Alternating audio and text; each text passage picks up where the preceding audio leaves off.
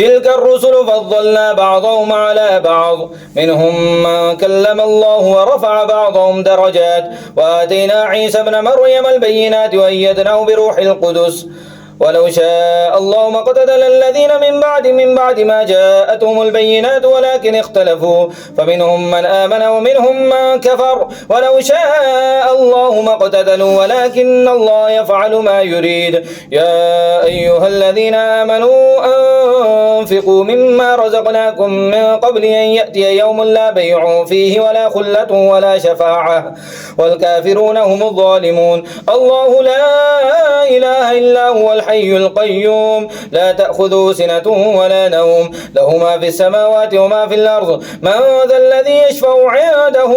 إلا بإذنه يعلم ما بين أيديهم وما خلفهم ولا يحيطون بشيء من علمه إلا بما شاء وسع كرسيه السماوات والأرض ولا يؤوده حفظهما وهو العلي العظيم. لا إكراه في الدين قد تبين الرشد من الغي فمن يكفر بالطاغوت ويؤمن بالله فقد استمسك بالعروة الوثقى لا انفصام لها والله سميع عليم. الله ولي الذين آمنوا يخرجهم من الظلمات إلى النور والذين كفروا أولياؤهم الطاغوت يخرجونهم من النور إلى الظلمات أولئك أصحاب النار هم فيها خالدون.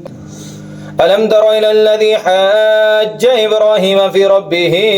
أن آتاه الله الملك إذ قال إبراهيم ربي الذي يحيي ويميت قال أنا أحيي وأميت قال إبراهيم فإن الله يأتي بالشمس من المشرق فأت بها من المغرب فبهت الذي كفر والله لا يهدي القوم الظالمين. أو كالذي مر على قرية وهي خاوية على عروشها قال أن يحيي هذه الله بعد موتها فأماته الله 100 عام ثم بعثه قال كم لبثت قال لبثت يوما أو بعض يوم قال بل لبثت 100 عام فانظر إلى طعامك وشرابك لم يتسنه وانظر إلى حمارك ولنجعلك آية للناس وانظر إلى العظام كيف ننشزها ثم نكسوها لحما فلما تبين له قال أعلم أن الله على كل شيء قدير. وإذ قال إبراهيم ربي أرني كيف تحيي الموتى قال أولم تؤمن قال بلى ولكن ليطمئن قلبي قال فخذ 4 من الطير فصرهن إليك ثم اجعل على كل جبل منهن جزءا ثم ادعوهن يأتينك سعيا واعلم أن الله عزيز حكيم. مثل الذين ينفقون أموالهم في سبيل الله كمثل حبة أنبتت 7 سنابل في كل سنبلة 100 حبة والله يضاعف لمن يشاء والله واسع عليم. الذين ينفقون أموالهم في سبيل الله ثم لا يتبعون ما أنفقوا منا ولا أذى لهم أجرهم عند ربهم ولا خوف عليهم ولا هم يحزنون قول معروف ومغفرة خير من صدقة يتبعها أذى والله غني حليم. يا أيها الذين آمنوا لا تبطلوا صدقاتكم بالمن والأذى كالذي ينفق ماله رئاء الناس ولا يؤمن بالله واليوم الآخر فمثله كمثل صفوان عليه تراب فأصابه وابل فتركه صلدا لا يقدرون على شيء مما كسبوا والله لا يهدي القوم الكافرين. ومثل الذين ينفقون أموالهم ابتغاء مرضات الله وتثبيتا من أنفسهم كمثل جنة بربوة أصابها وابل فآتت أكلها ضعفين فإن لم يصبها وابل فطل والله بما تعملون بصير. أيود أحدكم أن تكون له جنة من نخيل وأعناب تجري من تحتها الأنهار لهم فيها من كل الثمرات وأصابه الكبر وله ذرية ضعفاء فأصابها إعصار فيه نار فاحترقت كذلك يبين الله لكم الآيات لعلكم تتفكرون. يا أيها الذين آمنوا أنفقوا من طيبات ما كسبتم ومما أخرجنا لكم من الأرض ولا تيمموا الخبيث منه تنفقون ولستم بآخذيه إلا أن تغمضوا فيه واعلموا أن الله غني حميد. الشيطان يعدكم الفقر ويأمركم بالفحشاء والله يعدكم مغفرة منه وفضلا والله واسع عليم. يؤتي الحكمة من يشاء ومن يؤت الحكمة فقد أوتي خيرا كثيرا وما يذكر إلا أولو الألباب. وما أنفقتم من نفقة أو نذرتم من نذر فإن الله يعلمه وما للظالمين من أنصار. إن تبدوا الصدقات فنعما هي وإن تخفوها وتؤتوها الفقراء فهو خير لكم ويكفر عنكم من سيئاتكم والله بما تعملون خبير. ليس عليك هداهم ولكن الله يهدي من يشاء. وما تنفقوا من خير فلأنفسكم وما تنفقون إلا ابتغاء وجه الله وما تنفقوا من خير يوفى إليكم وأنتم لا تظلمون. للفقراء الذين أحصروا في سبيل الله لا يستطيعون ضربا في الأرض يحسبهم الجاهل أغنياء من التعفف تعرفهم بسيماهم لا يسألون الناس إلحافا وما تنفقوا من خير فإن الله به عليم. الذين ينفقون أموالهم بالليل والنهار سرا وعلانية فلهم أجرهم عند ربهم ولا خوف عليهم ولا هم يحزنون.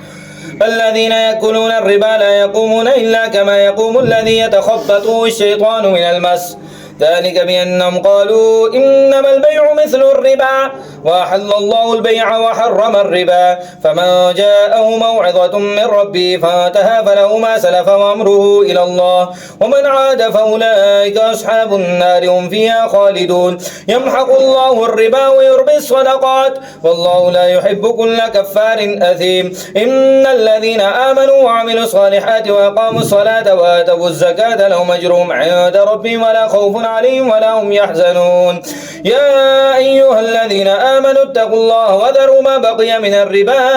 إن كنتم مؤمنين فإن لم تفعلوا فأذنوا بحرب من الله ورسوله وإن تبتم فلكم رؤوس أموالكم لا تظلمون ولا تظلمون وإن كان ذو عسرة فنظرة إلى ميسرة وإن تصدقوا خير لكم إن كنتم تعلمون. واتقوا يوما ترجعون فيه إلى الله ثم توفى كل نفس ما كسبت وهم لا يظلمون. يا أيها الذين آمنوا إذا تداينتم بدين إلى أجل مسمى فاكتبوه وليكتب بينكم كاتب بالعدل ولا يأب كاتب أن يكتب كما علمه الله فليكتب وليملل الذي عليه الحق وليتق الله ربه ولا يبخس منه شيئا فإن كان الذي عليه الحق سفيا أو ضعيفا أو لا يستطيع أن يمله فليملل وليه بالعدل واستشهدوا شهيدين من رجالكم فإن لم يكونا رجلين فرجل وامرأتان مما ترضون من الشهداء أن تضل إحداهما فتذكر إحداهما الأخرى ولا يأبى الشهداء إذا ما دعوا ولا تسأموا أن تكتبوه صغيرا أو كبيرا إلى أجله ذلكم أقسط عند الله وأقوم للشهادة وأدنى ألا ترتابوا إلا أن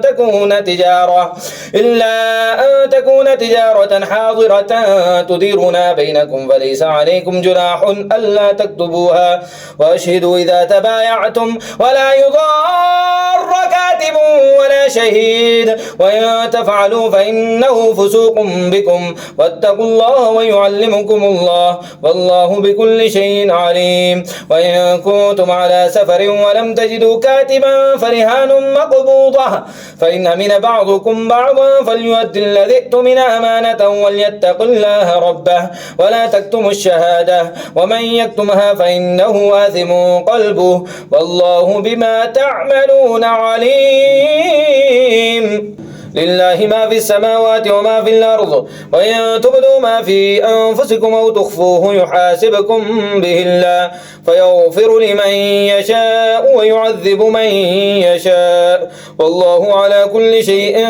قدير. آمن الرسول بما أنزل إليه من ربه والمؤمنون كلنا آمن بالله وملائكته وكتبه ورسله لا نفرق بين أحد من رسله وقالوا سمعنا وأطعنا غفرانك ربنا ربنا وإليك المصير. لا يكلف الله نفسا إلا وسعها، لها ما كسبت وعليها ما اكتسبت. ربنا لا تؤاخذنا إن نسينا أو أخطأنا، ربنا ولا تحمل علينا إصرا كما حملته على الذين من قبلنا، ربنا ولا تحملنا ما لا طاقة لنا به، واعف عنا واغفر لنا وارحمنا، أنت مولانا فانصرنا على القوم الكافرين. الله أكبر.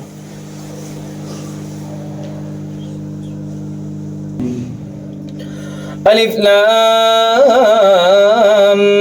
ميم. الله لا إله إلا هو الحي القيوم،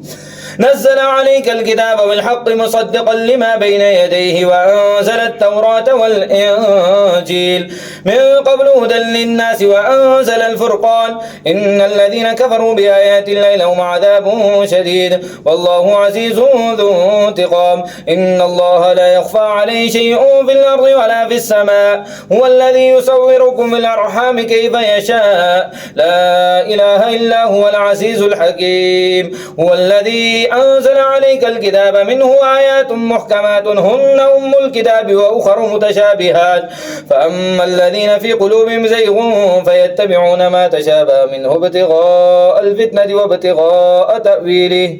وما يعلم تأويله إلا الله، والراسخون في العلم يقولون آمنا به كل من عند ربنا وما يذكر إلا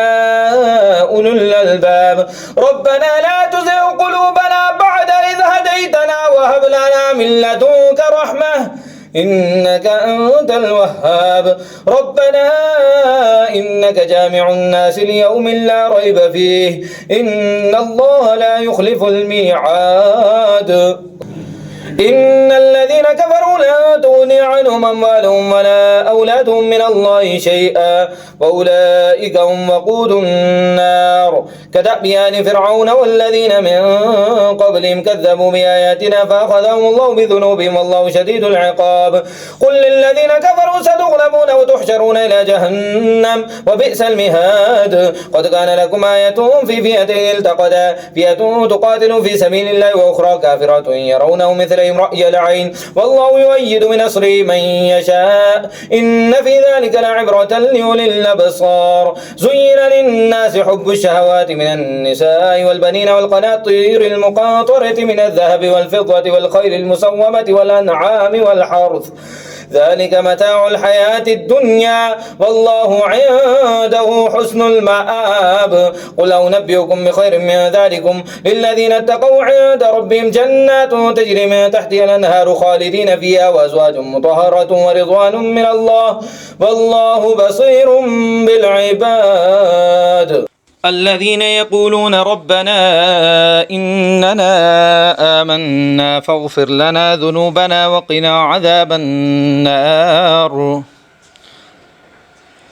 الصابرين والصادقين والقانتين والمنفقين والمستغفرين بالأسحار، شهد الله أنه لا إله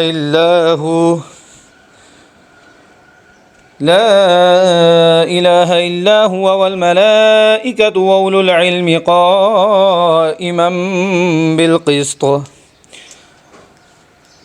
لا إله إلا هو العزيز الحكيم. إن الدين عند الله الإسلام، وما اختلف الذين أوتوا الكتاب إلا من بعد ما جاءهم العلم بغيا بينهم،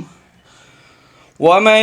يكفر بآيات الله فإن الله سريع الحساب.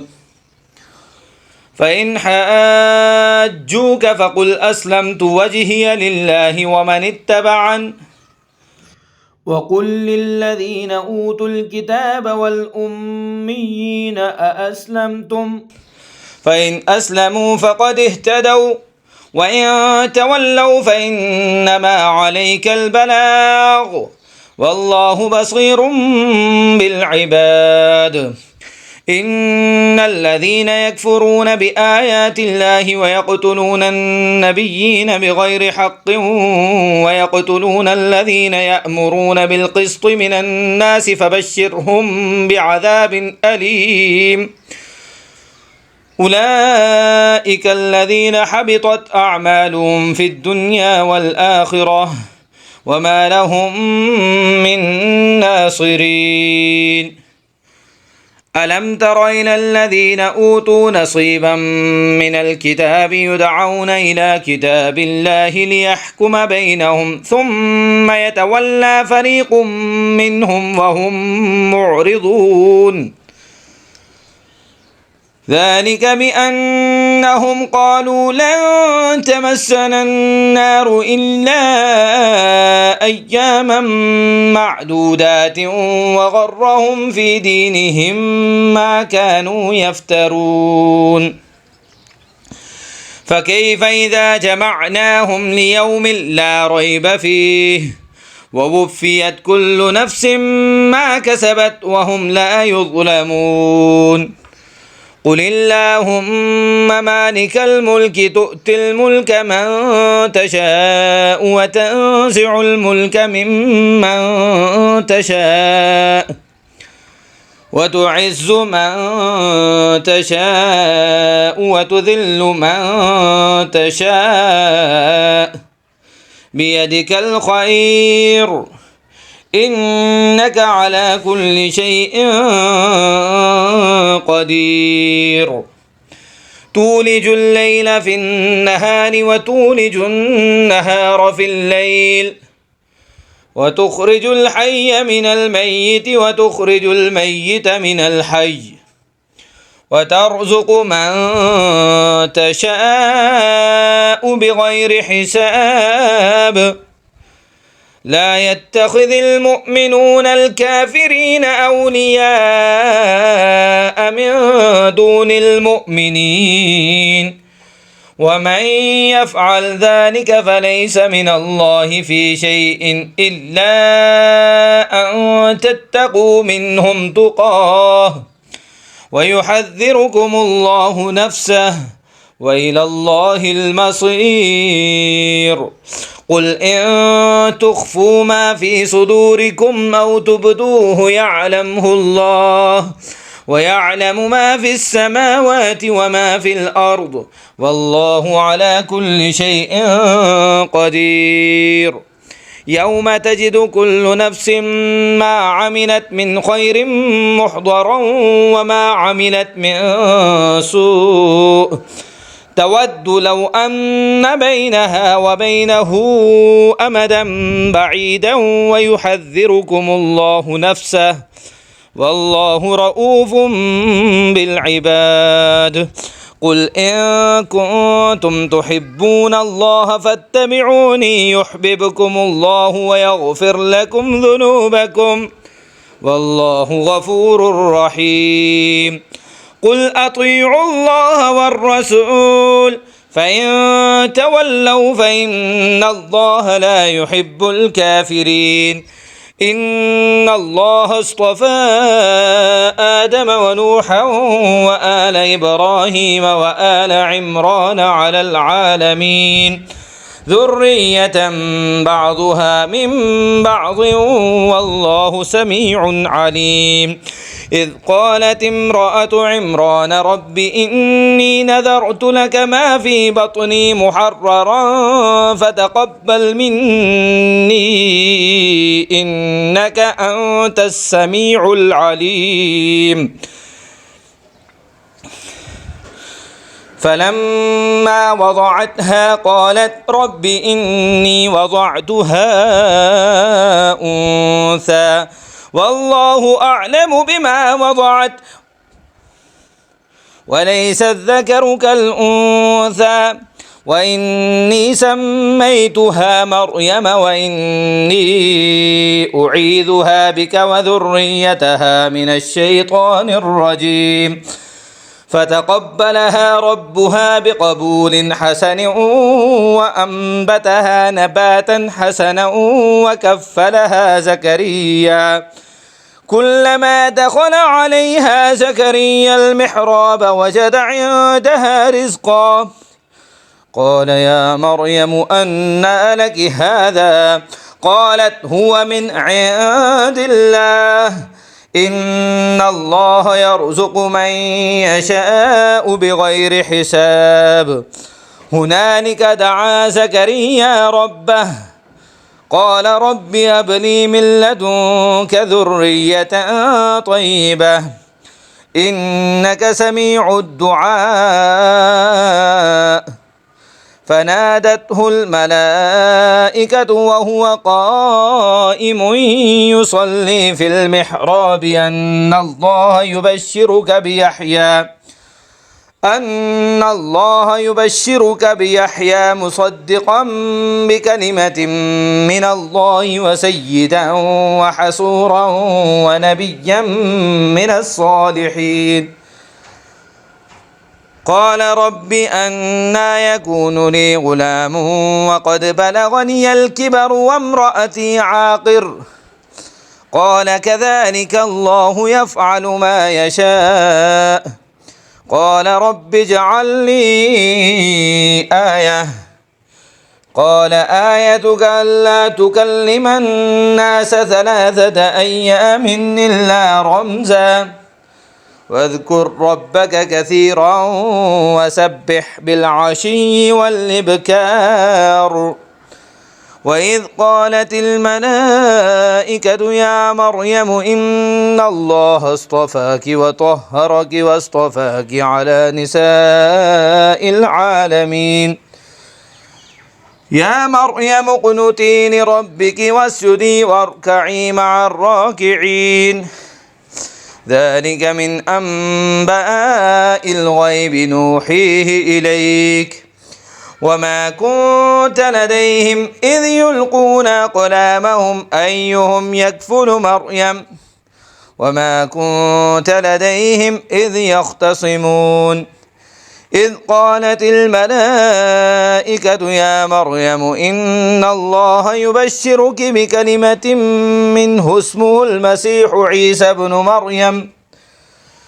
منه اسمه المسيح عيسى بن مريم وجيها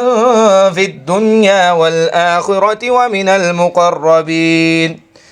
ويكلم الناس في المهد وكهلا ومن الصالحين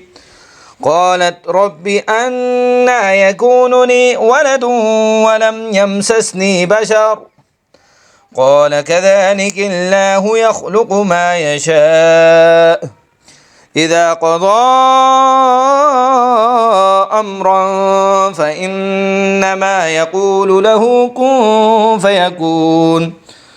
ويعلمه الكتاب والحكمة والتوراة والإنجيل ورسولا إلى بني إسرائيل أني قد جئتكم بآية من ربكم أني أخلق لكم من الطين كهيئة الطير فأنفخ فيه فيكون طيرا بإذن الله وأبرئ الأكمه والأبرص وأحيي الموتى بإذن الله وأنبئكم بما تأكلون وما تدخرون في بيوتكم إن في ذلك لآية لكم إن كنتم مؤمنين ومصدقا لما بين يدي من التوراة وليحل لكم بعض الذي حرم عليكم وجئتكم بآية من ربكم فاتقوا الله وأطيعون إن الله ربي وربكم فاعبدوه هذا صراط مستقيم فلما أحس عيسى منهم الكفر قال من أنصاري إلى الله قال الحواريون نحن أنصار الله آمنا بالله واشهد بأننا مسلمون ربنا آمنا بما أنزلت واتبعنا الرسول فاكتبنا مع الشاهدين ومكروا ومكر الله والله خير الماكرين إذ قال الله يا عيسى إني متوفيك ورافعك إلي ومطهرك من الذين كفروا وجاعل الذين اتبعوك فوق الذين كفروا إلى يوم القيامة ثم إلي مرجعكم فأحكم بينكم فيما كنتم فيه تختلفون فأما الذين كفروا فأعذبهم عذابا شديدا في الدنيا والآخرة وما لهم من ناصرين وأما الذين آمنوا وعملوا الصالحات فيوفيهم أجورهم والله لا يحب الظالمين ذلك نتلوه عليك من الآيات والذكر الحكيم إن مثل عيسى عند الله كمثل آدم خلقه من تراب ثم قال له كن فيكون الحق من ربك فلا تكن من الممترين فمن حاجك فيه من بعد ما جاءك من العلم فقل تعالوا ندعو أبناءنا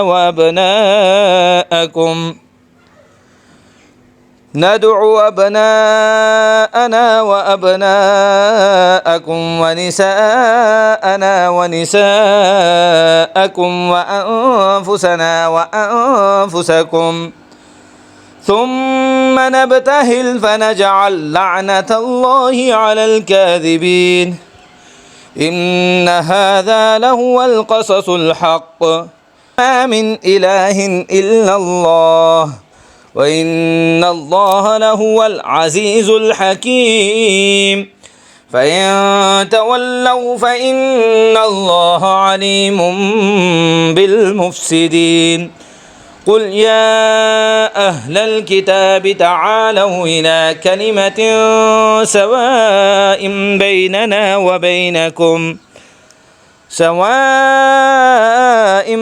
بيننا وبينكم ألا نعبد إلا الله ولا نشرك به شيئا ولا يتخذ بعضنا بعضا أربابا من دون الله فإن تولوا فقولوا اشهدوا بأننا مسلمون يا أهل الكتاب لم تحاجون في إبراهيم وما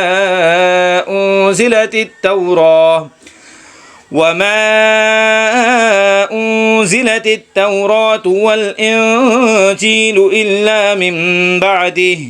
أفلا تعقلون ها أنتم هؤلاء حاججتم فيما لكم به علم فلم تحاجون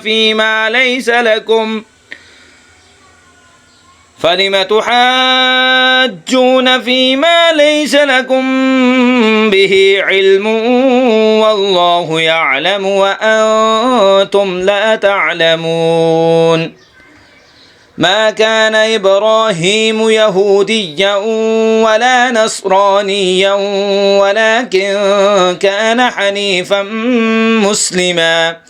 وما كان من المشركين إن أولى الناس بإبراهيم للذين اتبعوه وهذا النبي والذين آمنوا والله ولي المؤمنين ودت طائفة من أهل الكتاب لو يضلونكم وما يضلون إلا أنفسهم وما يشعرون يا أهل الكتاب لم تكفرون بآيات الله وأنتم تشهدون يا أهل الكتاب لم تلبسون الحق بالباطل وتكتمون الحق وأنتم تعلمون وقالت طائفة من أهل الكتاب آمنوا بالذي أنزل على الذين آمنوا وجه النهار واكفروا آخره لعلهم يرجعون ولا تؤمنوا إلا لمن تبع دينكم قل إن الهدى هدى الله أن يؤتى أحد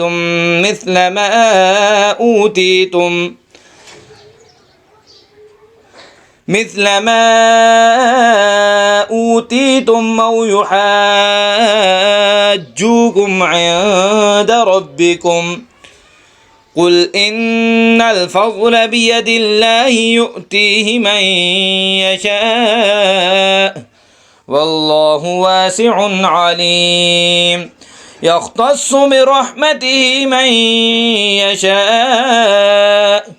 والله ذو الفضل العظيم ومن أهل الكتاب من إن تأمنه بقنطار يؤديه إليك ومنهم من إن تأمنه بدينار لا يؤديه إليك إلا ما دمت عليه قائما ذلك بأنهم قالوا ليس علينا في الأميين سبيل ويقولون على الله الكذب وهم يعلمون بلى من أوفى بعهده واتقى فإن الله يحب المتقين إن الذين يشترون بعهد الله وأيمانهم ثمنا قليلا أولئك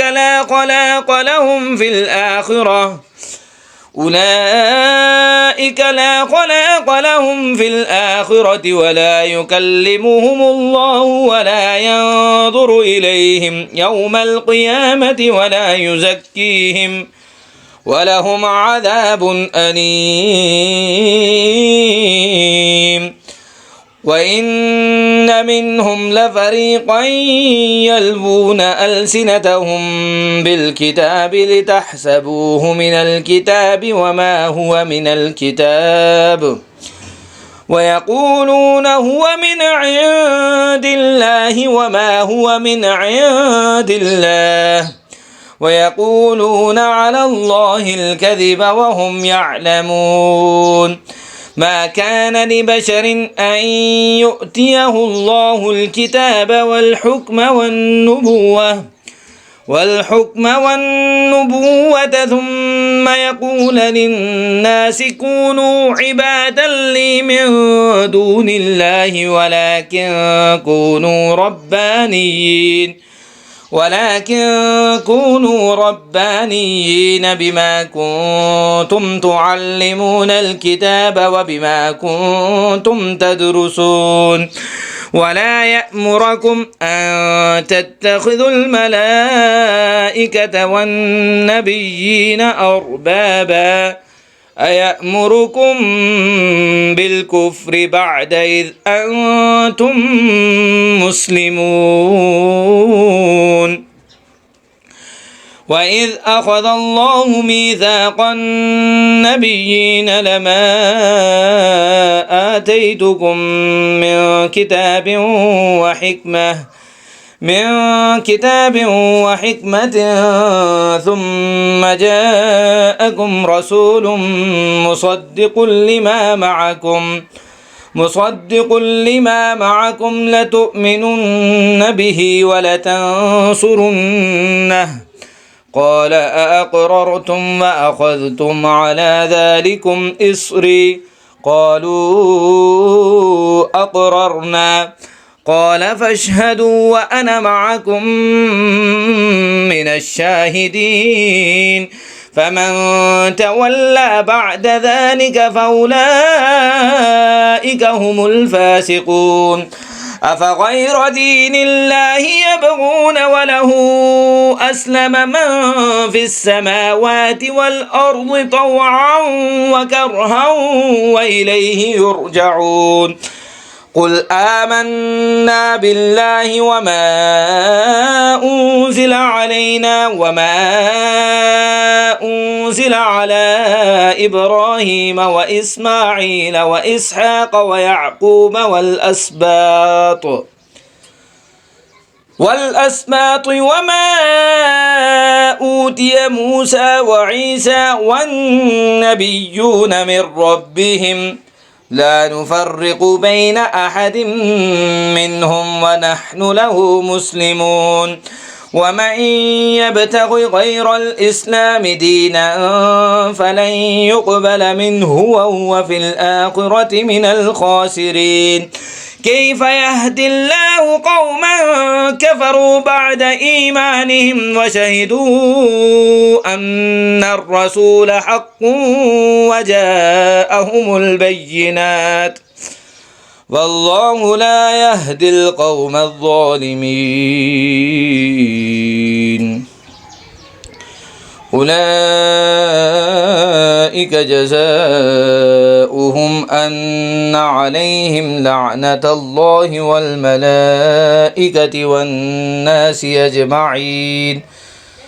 خالدين فيها لا يخفف عنهم العذاب ولا هم ينظرون إلا الذين تابوا من بعد ذلك وأصلحوا فإن الله غفور رحيم إن الذين كفروا بعد إيمانهم ثم ازدادوا كفرا لن تقبل توبتهم وأولئك هم الضالون إن الذين كفروا وماتوا وهم كفار فلن يقبل من أحدهم ملء الأرض ذهبا ولو افتدى به أولئك لهم عذاب أليم وما لهم من ناصرين